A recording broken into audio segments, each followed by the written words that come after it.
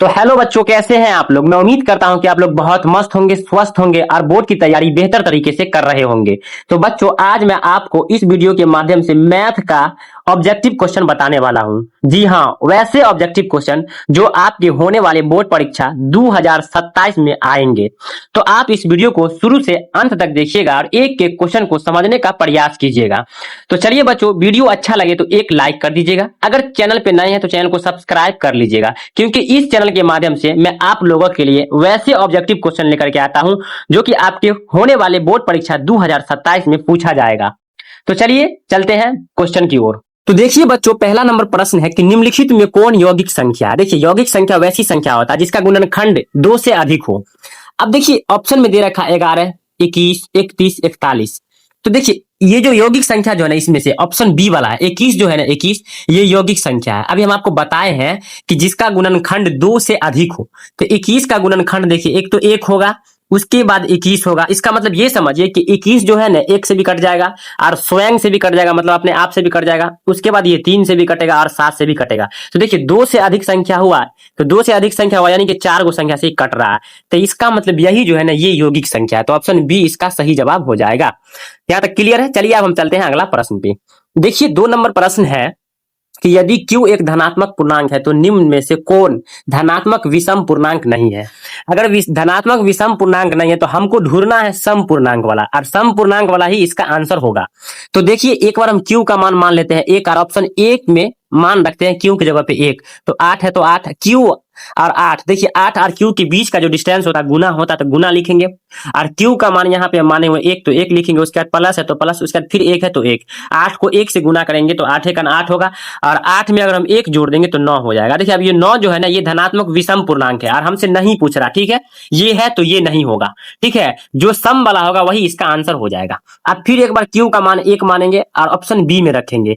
8 है तो 8 लिखेंगे, बीच का डिस्टेंस गुना होता है, और Q का मान यहाँ पे 1 माने होते, यहाँ पे हम 1 लिखेंगे। उसके बाद प्लस है तो प्लस, उसके बाद 4 है तो 4। अब देखिए, 8 को 1 से गुना करेंगे तो 8 होगा, और 8 में 4 जोड़ देंगे तो 8 4 12 हो जाएगा। अब देखिए, जो 12 है ना, 12 ये धनात्मक सम पूर्णांक है। तो यही जो है ना आंसर होगा। हमसे पूछ रहा विषम पूर्णांक नहीं है, तो ये जो है विषम पूर्णांक नहीं है, ये जो सम पूर्णांक है और ये नहीं है, तो ऑप्शन बी ही इसका सही जवाब हो जाएगा। ऑप्शन बी इसका सही जवाब हो जाएगा। अब आगे हमको बनाने की जरूरत नहीं है, आंसर मिल गया है। चलिए अब हम चलते हैं अगला प्रश्न पे। देखिए बाबू, 2 नंबर प्रश्न है कि यदि दो संख्याओं का मौसौ 25 और लॉ 50 है तो संख्याओं का गुणनफल होगा। तो कुछ नहीं करना, 25 और 50 को गुना कर दीजिए। देखिए, 25 है तो लिखेंगे 25 गुने 50, ठीक है। गुना कर देंगे तो क्या होगा, एक 0 है तो 0 यहाँ लिख देंगे, और 25 पंचे 125 हो जाएगा, ठीक है। और 125 जो है हमारा आंसर निकल के आ गया। अब देखिए, 125 ऑप्शन ए में है, तो ऑप्शन ए इसका सही जवाब हो जाएगा। देखिए, अब अगला प्रश्न क्या है। तो देखिए, 4 नंबर प्रश्न है कि यदि 130 बराबर 15 गुने 8 प्लस 10 एवं 15 बराबर 5 गुने 3 प्लस 0, तो 130 को 15 का मौसौ होगा। तो देखिए, 130 का हमको ना क्या करना है, फैक्टर करना है, और उसके बाद 15 का फैक्टर करना है। तो देखिए, 130 का करेंगे तो 2 से लगाएंगे तो हो जाएगा 2 छक्के 12 और 2 पंचे 10, ठीक है। उसके बाद फिर लगाएंगे। अब देखिए, ये डायरेक्ट लग जाएगा कितना से, 5 से लगाएंगे। देखिए, 5 एक 5, 5 दिया 15। अब ये नहीं लगेगा, इसको भी लगाइए। देखिए, ये जो लगेगा डायरेक्ट 3 से लगेगा, 3 पंचे 15। अब देखिए, ये दोनों में देखिए क्या आ रहा है, दोनों में 5 आ रहा है। सेम सेम दोनों में 5 आ रहा है। इसका मतलब इसका जो आंसर हो जाएगा ना, मौसौ जो हो जाएगा 5 हो जाएगा। अब देखिए, मौसौ जब 5 हो जाएगा तो ऑप्शन बी में है मौसौ यानी कि 5, तो ऑप्शन बी इसका सही जवाब हो जाएगा। चलिए अब हम चलते हैं अगला प्रश्न पे। देखिए बाबू, अगला प्रश्न है कि यदि P और Q दो अभाज्य संख्या है तो उनका मौसौ होगा। देखिए, उसका मौसौ जो हो जाएगा 1 हो जाएगा, तो ऑप्शन ए इसका सही जवाब हो जाएगा। देखिए, अब 6 नंबर प्रश्न क्या है। तो 6 नंबर प्रश्न है कि यदि P एक अभाज्य संख्या है तो रूट Q क्या होगा। तो देखिए, रूट Q जो होगा ना, ये अपरिमेय संख्या होगा, तो ऑप्शन बी इसका सही जवाब हो जाएगा। आइए देखिए 7 नंबर प्रश्न क्या है। तो 7 नंबर प्रश्न है कि निम्न में से किसका दशमलव प्रसार शांत है। ये ऑप्शन में से किसका दशमलव प्रसार शांत है। तो देखिए, सबसे पहले ए वाला को लेते हैं, 13/20, ठीक है। देखिए, शांत कब होगा हम आपको बता देते हैं। देखिए, ऊपर वाला अंश होता है, ठीक है, ऊपर वाला अंश होता है और नीचे वाला हर होता है। तो हर का हम एलसीएम निकालेंगे, 20 का एलसीएम निकालेंगे। देखिए, शांत कब होगा, जब ये 20 का हम गुणनखंड करेंगे ना, तो उसमें केवल 2 आ जाएगा खाली, ठीक है, या केवल 5 आ जाएगा, या 2 और 5 दोनों आ जाएगा, तब ये शांत हो जाएगा, ठीक है। तो आइए देखिए, इसका हम गुणनखंड करते हैं। देखिए 2 से लगाएंगे तो 2 दाही 20 होगा, फिर 2 से लगाएंगे तो 2 पंचे 10 होगा। अब देखिए इसमें 2 भी आ गया, देखिए 2 आया है, 2 गुने 5, ठीक है। देखिए 2 भी आ गया और 5 भी आ गया। और जब 2 5 आ गया तो अभी हम आपको बताया कि जिसमें 2 और 5 आ जाएगा वो शांत हो जाएगा, और 2 और 5 के अलावा कोई संख्या अगर आ जाता तो ये अशांत हो जाता, लेकिन इसमें 2 और 5 आ गया तो ये शांत है। तो इसका मतलब ऑप्शन ए वाला जो है ना ये शांत है, तो ऑप्शन ए ही इसका सही जवाब हो जाएगा। हमसे पूछ रहा दशमलव प्रसार शांत है, तो शांत ए वाला का है, तो ऑप्शन ए इसका सही जवाब हो जाएगा। चलिए अब हम चलते हैं अगला प्रश्न पे। देखिए 8 नंबर प्रश्न है कि tan a बराबर, देखिए tan a बराबर 1 बट्टा cot a होता है, ये तो फॉर्मूला है, याद रखना पड़ेगा, ठीक है। ऑप्शन ए इसका सही जवाब हो जाएगा। आइए देखिए 9 नंबर प्रश्न क्या है। तो देखिए 9 नंबर प्रश्न है कि किसी बिंदु P y अक्ष से लंबवत दूरी उस बिंदु का क्या कहलाता है। तो देखिए इसके लिए, इसको समझने के लिए थोड़ा सा पहले मैं आपको तनी सा एक्सप्लेन कर देते। देखिए ये जो है ना चतुर्थांश है, इसको x कहा जाता है, ठीक है, और ये दोनों को ना इसको y कहा जाता है, ठीक है। और हमसे देखिए एक चीज और जान लीजिए कि x जो होता है ना, x को भुज कहा जाता है, ठीक है, x को भुज कहा जाता है, और y जो होता है उसको कोटि कहा जाता है, याद रखिएगा, ठीक है, कोटि कहा जाता है। और हमसे पूछ रहा है x अक्ष से, देखिए इसमें उल्टा होता है, अगर x अक्ष से पूछेगा तो y वाला आंसर होगा, ठीक है, सॉरी y अक्ष से पूछ रहा है तो x वाला आंसर होगा।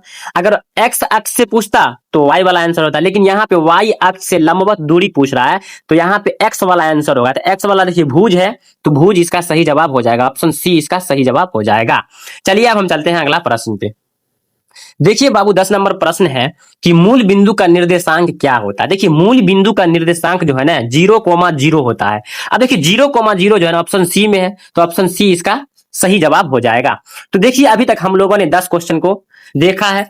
अगर अच्छा लगा हो तो आप एक लाइक कीजिएगा, क्योंकि आपका एक लाइक जो है ना मुझे बहुत मोटिवेट करता है बच्चों, तो प्लीज आप एक लाइक जरूर कीजिएगा।